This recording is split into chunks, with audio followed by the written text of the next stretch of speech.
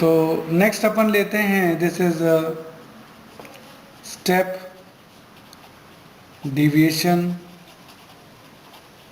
Method, नाम है इसका स्टेप डिविएशन मेथड। ये भी आपका एक मेथड है जो कि कैलकुलेशन को शॉर्ट करने के काम आता है। तो इसके लिए मैं आपको बता दूं, ये तभी आपको करना है यदि आपको क्वेश्चन में कह दे और ये आप कैलकुलेशन छोटी करना चाहते हो, इफ आस्क्ड, तो ही आपको इस मेथड को फॉलो करना है, अदरवाइज आपको इस मेथड को फॉलो करने की जरूरत नहीं है। और इफ इक्वल डिफरेंस, उनके बीच में जो डिफरेंस हो ना वो आपका क्या हो, इक्वल हो। सही है। तो पहला तो क्वेश्चन में कहा जाए और दूसरा डिफरेंस क्या हो, वो आपका इक्वल हो। तो एक क्वेश्चन अपन इसका लेते हैं। देखें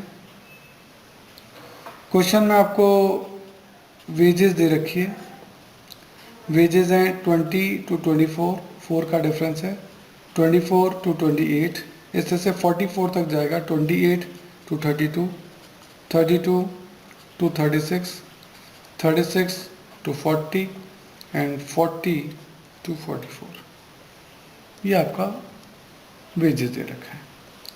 देन इसकी फ्रीक्वेंसी दे रखी है आपको 8, 12, 6, 4, 15 एंड 5। ये आपका क्वेश्चन है।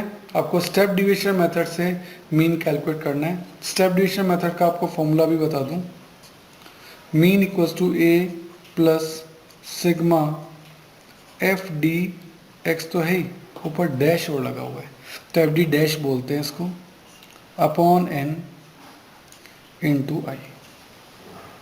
ये आपका इसका फॉर्मूला है। ये फॉर्मूला आपको लगाना है। तो काफ़ी कुछ वर्किंग हुई है, थोड़ा सा चेंज हो जाएगा। सबसे पहले तो कंटिन्यूस सीरीज है, वेजेस आपको दे रखी हैं, तो इनकी पहले मिड वैल्यू निकाल दें। मिड वैल्यू को ही एक्स मानेंगे, तो 20 + 24 दैट इज 44, 44 डिवाइड बाई 2 22। अब 4 4 का डिफरेंस है, तो ये 22 है, तो ये कितना आएगा 26, ये कितना आएगा 30, ये कितना आएगा 34, ये कितना आएगा 38 और ये कितना आएगा 42। सही। अब आपको निकालना है डी डैश। डी डैश कैसे निकलता है, तो देखो डी कैसे निकलता था, डी आप निकालते थे सर x माइनस ए से, और डी डैश निकालना हो तो इंटू क्या कर दो, आई और कर दो, बस x minus A upon I. ठीक है। और वैसे मैं इसका एक शॉर्ट तरीका आपको और बताता हूँ। आपको पहले तो एज्यूम करना है, क्योंकि कुछ फॉर्मूला है एज्यूम का, तो हमने मान लेते हैं इसको एज्यूम किया, ये हमारा ए है।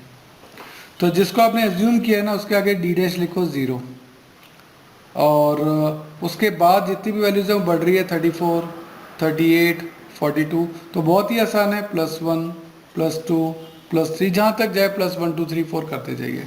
और उससे पहले वैल्यू 26, 32, 22 माइनस हो रही है, तो -1, -2, -3 आप देते जाएं। आप कह रहे हैं सर ये कैसे हो रहा है, क्या ये सही है? अगर आप चेक करोगे ना सही निकलेगा, क्योंकि इक्वल डिफरेंस है। जब भी इक्वल डिफरेंस होगा तो सही निकलेगा। चेक करके देखें सर, फॉर्मूला तो इसका है x minus A upon I, तो ठीक है देख लेते हैं x कितना है, इसी को चेक कर लेता हूँ। x कितना है 42, माइनस ए कितना है 30, अपॉन आई कितना है 4 का डिफरेंस, तो 42 minus 30 that is 12, 12 divide by 4 that is 3, अपने आप आ रहा है। तो इसीलिए तरीका क्या है, जिसको आपने एज्यूम किया उसके आगे तो 0 लिख दें, जहाँ वैल्यूज बढ़ रही हैं वहाँ +1 2 3 4 5 6, और जहाँ वैल्यू कम हो रही है वहाँ -1 2 3 4 5 6। तो ये आपका आ गया डी डैश। अब आप easily F D dash x निकाल सकते हैं। ये एफ है, ये डी डैश है, मल्टीप्लाई कर दें 8 into -2 that is -16, 12 into -1 that is -12, 6 into 0 0, 4 into 1 4, 15 2 जा 30, 5 3 जा 15, sigma F D dash x कितना आ रहा है 21। और n किसको कहते हैं, फ्रीक्वेंसीज के टोटल को, एंड दैट इज 50। ठीक है। अब सारी चीज़ें आ गई हैं, अब हम फॉर्मूला पुट करते हैं। देखिए ए एज्यूम लिया था हमने कितना 30, सिग्मा एफ डी डैश हमने लिया था 21, n हमने लिया 50 और i इंटरवल लिया हमने 4, तो 30 plus 21 into 4 divide by 50 that is 1.68. So 30 plus 1.68 that is 31.68. This is your answer. सही है. तो ये स्टेप डिवीजन मेथड है, ये भी कैलकुलेशंस को छोटा करने के काम आता है. आप देखिए आपकी कैलकुलेशन 21 ही आई, अदरवाइज इतनी बड़ी वैल्यूज को आप डायरेक्ट मल्टीप्लाई करते तो आपके आंसर काफ़ी बड़े आते. सही है. तो इस तरीके से आपका individual, discrete and continuous series अपन ने किया. सबसे पहले अपन ने फॉर्मूले डिस्कस किए, ये वाले फॉर्मूले काफ़ी कुछ सिमिलर है, फॉर्मूला टेबल है. Then individual series, then discrete series, then continuous series और देन इसका स्टेप डिवीजन मेथड. तो ये मीन के वेरी बेसिक क्वेश्चन हैं जिनको करने से आपको इनके फॉर्मूलेज और उनका यूज़ करने का तरीका आ जाएगा. बाकी आगे प्रैक्टिस करेंगे तभी परफेक्शन होगा. हेलो स्टूडेंट्स, आज जो अपन टॉपिक कर रहे हैं दिस इज कंबाइंड मीन, यानी मीन का भी mean, that's called combined mean. Combined mean का जो आपका फॉर्मूला होता है दैट इज मीन 1, 2, 3, इस तरह से ही आगे चलता रहेगा. फॉर्मूला इसका होता है mean 1 n1 plus mean 2 n2 plus mean 3 n3 plus इस तरह से फॉर्मूला चलता जाएगा 1, 2, 3, that whole upon n1 plus n2 plus n3 plus n number तक ये चलता रहेगा. ये आपका कंबाइंड मीन का फॉर्मूला है. कंबाइंड मीन क्या है? मीन का भी मीन, यानी एवरेज का भी एवरेज. कैसे होता है इसका क्वेश्चन, उसको अपन देखते हैं. एक क्वेश्चन सॉल्व करके देखते हैं. एक क्वेश्चन लेते हैं अपन. मान लेते हैं कि जयपुर के 3 स्कूल हैं ए, बी और सी. जयपुर सिटी के 3 स्कूल हैं ए, बी, सी. उनके मीन का मतलब यहाँ है उनके एवरेज मार्क्स आपको क्वेश्चन में दे रखे हैं. ए स्कूल के हैं 25, बी के हैं 15 और सी के हैं 10. ये मीन दे रखे हैं. और देन नंबर ऑफ स्टूडेंट्स यानी आपको दे रखे हैं n. ए स्कूल में टोटल स्टूडेंट्स हैं 100, बी स्कूल में है 150 और सी स्कूल में है 200. ये जयपुर के अलग अलग स्कूल ए, बी, सी का एवरेज है. तब हमें पूरे जयपुर का एवरेज जो है ना वो पूछा जा रहा है. सही है. तो ये तो हो गए मीन 1, ये हो गया मीन 2, ये हो गया मीन 3, ये हो गया n1, ये हो गया n2, ये हो गया n3. सही है. इस तरीके से आपका क्वेश्चन जो है अपना अपन ने सॉल्व सेट किया है. अब ये मीन 1, मीन 2, मीन 3, ये n1, n2, n3 इनको क्वेश्चन में पुट करते हैं. ये आपका फॉर्मूला, फॉर्मूले में पुट करें. मीन 1 है आपका 25 और n1 है आपका 100. देखो 25 एंड 100. मीन 2 है आपका 15 और n2 आपका 150. ऐसे ही मीन 3 है आपका 10 और n3 आपका 200. दैट होल अपॉन n1 यानी 100, n2 यानी 150 और n3 यानी 200. ये फॉर्मूलेज में अपन ने वैल्यूज पुट कर दी. 25 into 100 that is 2500, 15 into 150 that is 2250 and 10 into 200 that is 2000. That whole upon 100 plus 150 plus 200 that is 450.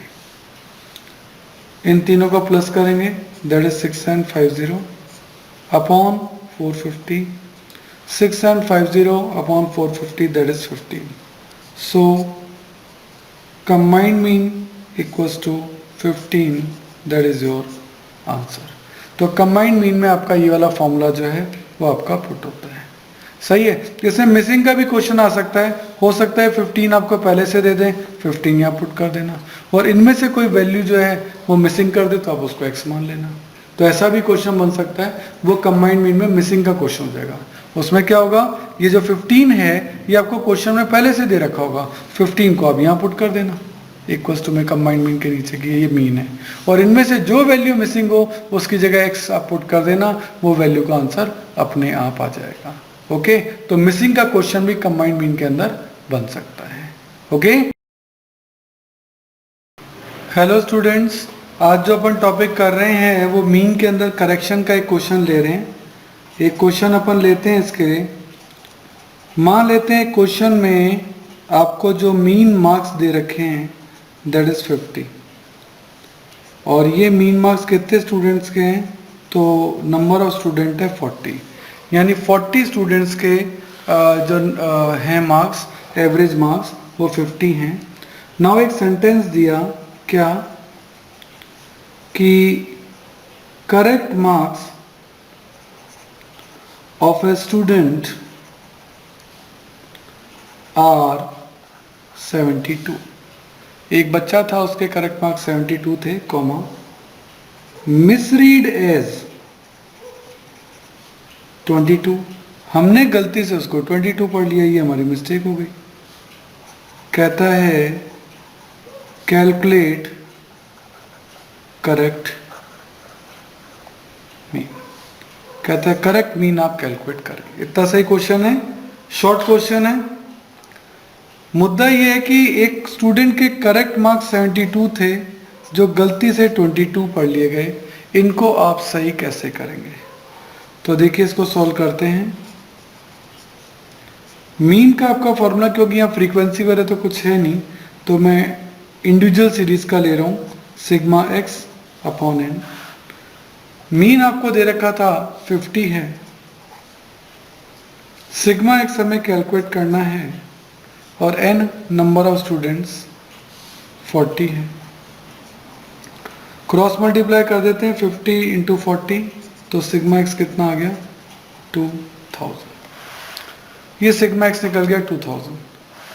Sigma x में करेक्शन क्या करना है, जो स्टूडेंट के सही मार्क्स थे वो 72 थे, तो जो सही मार्क्स है ना 72, जो सही मार्क्स है उनको जोड़ दो, जो सही मार्क्स है 72 उनको ऐड कर दो, और जो गलत मार्क्स है 22 उसको हटा दो। सिग्मा एक्स में जाके हमने करेक्शन कर लिया कि 2000 में 72 तो हमने ऐड कर दिया जो सही मार्क्स थे, और जो गलत मार्क्स थे 22 वो लेस कर दिए, तो अब सिग्मा एक्स आ गया 2050। ये करेक्टेड सिग्मा एक्स है। क्या है, करेक्टेड सिग्मा एक्स आ गया। अब हम मीन कैलकुलेट कर सकते हैं। देखो अब इसको यहाँ लाते हैं। मीन का फॉर्मूला क्या होता है, सिग्मा एक्स अपॉन एन।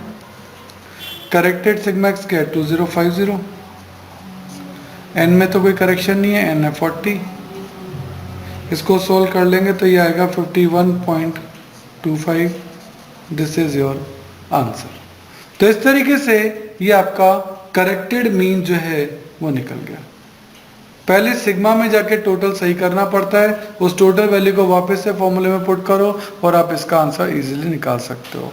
तो रूल ये है कि जो सही वैल्यू है उसको ऐड करना है, जो गलत वैल्यू 22 है उसे लेस करना है, उससे आप करेक्टेड सिग्मा एक्स निकाल लोगे, उसको वापस से फॉर्मूला में पुट करिए और देन आप करेक्टेड मीन गेट कर सकते हैं। ओके।